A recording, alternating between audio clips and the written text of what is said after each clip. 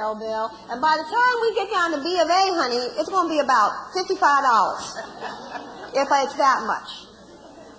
So we have people and people we want to benefit who may not be quite irresponsible yet to be in full control of the money we want to leave behind to them. And when we have a living trust, we're able to do that. We're able to control. Now, in my case, I have it so that my trust will provide benefits to my children so long as they stay in college. So between ages 18 and 25, I will help support them like I'm supporting them now through college. And then I'm going to provide money to them over time at specified ages, at 25, at 30, 35. And so those are the options we have, ladies and gentlemen, when we have a trust. Is we can decide when somebody gets something, okay? Okay, not just that they get it, but when they get it. And we can leave some of our moral legacy behind, ladies and gentlemen. We can make sure that, that people are kept on the right track in life in the sense that we can reward them when they do what we expect of them. What if we had a child with creditor problems? And this is not unusual. Where somebody, has an IRS debt or baby's mama or whatever might be the case. And we don't want that person to end up with our money. Okay? We want to make sure it goes to our child. And when we have a trust, we can protect our bequest from any creditors. What if our child married somebody that we don't trust? I don't know why this is the case, ladies and gentlemen, but sometimes this seems to be more prominent with mothers and their daughters. And so in this case, I have it turned around. I have John marrying someone that perhaps a family didn't trust 100%. And doesn't she look a little too hot for John? I think she heard John's parents pass away, and she hooked up with John real quick, honey. Took him on to Vegas, and But if we would want to make sure that no divorcing spouse would end up with the bequest that we wanted to leave our child, then our trust will absolutely protect what we want to leave behind to our child.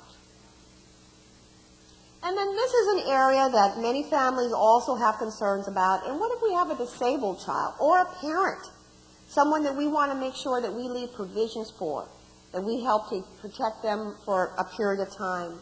In my case, I have a 95-year-old mother. And my mom lives with me, and I do provide care for my mother. And so my trust provides for what would happen if I all of a sudden was no longer here. So whether it's an elderly parent that you would like to protect, that perhaps you are already supplementing some of their income, or you're providing care for, or it's a minor child, or it's a child with mental illness, or with an alcohol or drug problem, or somebody who you cannot just leave money outright to, that it needs to be managed for their well-being over time, then when we have a special needs trust, we can make sure that that is taken care of.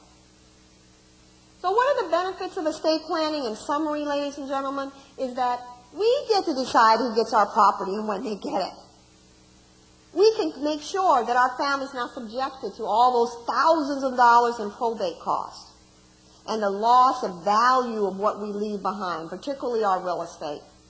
And we can also provide substantial tax benefits to our family. We also can have the opportunity to benefit worthy causes.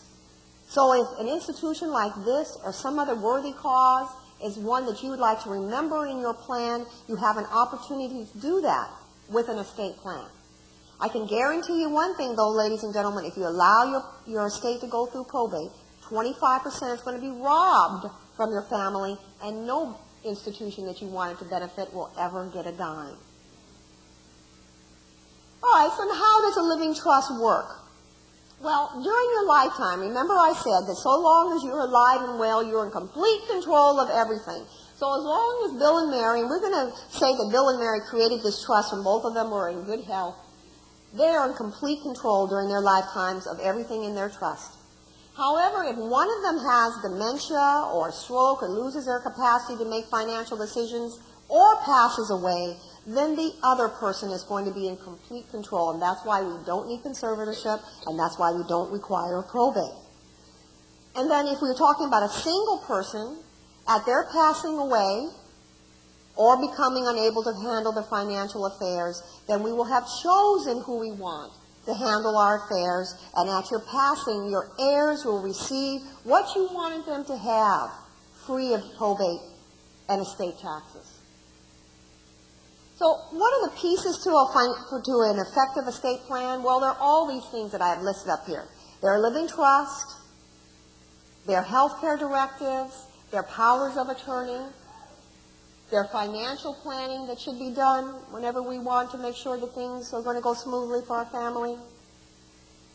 There's such a thing called a pour-over will that we don't want to be effective, but we have it just in case we let something out of trust. All of those things together, ladies and gentlemen, are what makes for an effective estate plan. So now, when you decide to do this, ladies and gentlemen, who do you want to do it with? You want to do it with an attorney. So please do not use someone who is not a licensed attorney to plan your estate. It's very important. The small provisions of your estate can have drastic effects upon your family. So go to a qualified attorney. But I'm hoping that after hearing my presentation today and having an opportunity to meet me, that you'll choose the Collins Law Group. And because of the following reasons, I know you will be very happy with the results you will get from us. First of all, you can rely upon me in the future. So if you have questions about your plan after we make it, if there are things that happen that you need help with, I'll be there to help you. For everyone that comes and becomes our client, they get free consultations at time of disability and at passing.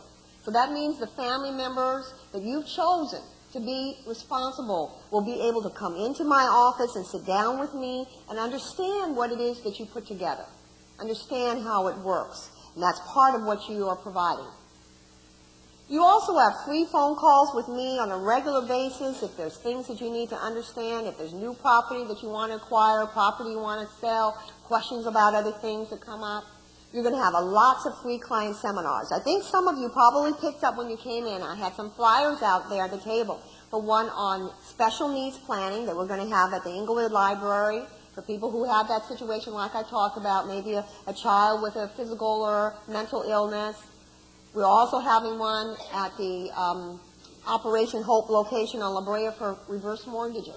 So we have a lot of information that we provide to our clients on a regular basis, and you'll be invited to all of those free seminars if you become our client. You're also going to get a free 3-year review because we think every 3 years you need to look back at what it is that you put together. Because things change in our lives. Whether it be property we took out of trust inadvertently and never put back in, or it's that we've had a family change, then we need to sit down. And so you're going to be invited by us to come back every 3 years and review your plan with you. You're going to receive free notices of changes in the law, and you're going to receive quarterly newsletters from us. Now, I think I have a client here, and maybe she would stand up and say that what her experience was with the Collins Law Group. Yes, please.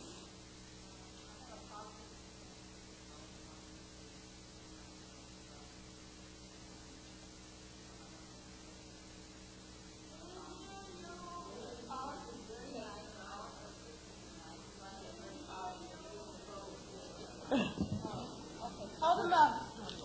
We're going to bring them up. Sorry. Testing. Thank you, dear. Okay, I do have a trust. I went to Mrs. Collins' office after hearing one of her presentations. I went last year, and I did get my trust together. She was very helpful, and all of her assistants are very helpful, and so I had a good experience. And I know if I have any questions or I need to come back and have her review anything, that she has an open door. So I had a positive experience with her. Thank you so much. There's nothing like a wonderful client to give a positive feedback. There's no more that I could say to that. So, ladies and gentlemen, what I would like to do is let you know that I was honored by the 51st Assembly District with being Woman of the Year for the 51st Assembly District last year. And I was honored because I was able to help raise over $2 million for nonprofit organizations who brought these kinds of seminars and enabled their members that had giving hearts to be able to give to them. And I was given an award on the state floor of the Assembly. It was really a very wonderful experience, and I'm so very happy to have represented the 51st District as their Woman of the Year in 2006.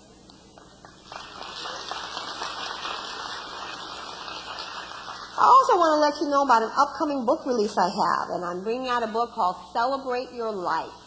And that's what I think this opportunity is, ladies and gentlemen. This is an opportunity for us to celebrate all that we have been blessed with, and to give that last blessing to our family.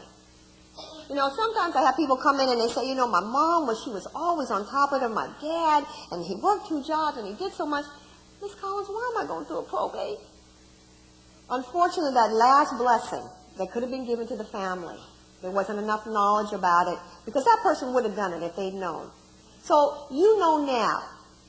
And that's why I say, celebrate your life. And I'm writing a how-to guide to creating a lasting and loving legacy. I'd love the opportunity to have each and every one of you come in and take advantage of my advice and my expertise to help you do this. Celebrate your life and leave a lasting and loving legacy to those that are important to you. So let's talk about what the cost of all of this is as we conclude and get ready for our questions and answers. Let's talk about the fee that my firm charges, and then the savings to your family that could come from having made the plan. All right, let's talk about what it costs. Now, we talked about a 25% cost, and I want to just bring it so that people can understand what 25% means when we talk about different values of different estates. And I want you to all be careful about valuing your estate. Because I'll have people come into the office and I'll sit down with them and I'll say, ma'am, do you have a home? Yes, I do. And how much is that home worth? Oh, Miss Collins, I bought it for like $50,000 20 years ago. And so it's probably worth about $150,000. I said, well, if they got some $150,000 houses in L.A., I want 5 of them. And then I asked her, I said, well, but ma'am, has there been a house in your neighborhood that sold recently? Oh, yes, there was a house across the street that sold last month. Oh, okay. And is that house similar to yours? Oh, it's identical, Miss Collins. Well, how much is the house sell for? Oh, $650,000. Well, then your house is worth $650,000, okay? So don't try to minimize the value of the estate, because you're not going to minimize it for the court. The court is going to appraise your property, and that's what's going to be the basis for the fee. And remember that everything that I talked about is going to be counted. Your bank accounts, your insurance contracts, your financial accounts, that second home you have in Arizona, that air property you got will be in another probate in Texas. But all of those things are going to be of value to your estate, and that 25% is going to be on that. So if we had a $300,000 estate, it'd be $75,000. If we had a $500,000 estate, $125,000. If it was $700,000 like Bill and Mary, $175,000. And when we've been so blessed to have $1 million, then it's going to be $250,000. Now, I want to give that to the state of California. Think of all the wonderful things you could do with money like that. How many wonderful causes you could support. How many family members you could benefit. So let's talk about what it costs to avoid that. Now, I want to tell you, you got a great negotiator on your behalf. Because when Miss Tasha Carter came in to meet with me about doing this plan, at this seminar today about the plan, Miss Carter said, you know, I want to make sure that all of our wonderful senior fellows get the greatest benefit that they can. And so what I was able to do is I basically made sure that our fees for 2006 at a discount would be offered to you. And for that reason, our total full fee for a single person for all of the things that I mentioned to you, the trust, the wills, the powers of attorney, and all of those things, and the aftercare, the consultations with me, the free seminars, all of those things, the 3-year review, is only $1,800 for a single person, a $700 discount. If we have real property, we do have to put it into trust.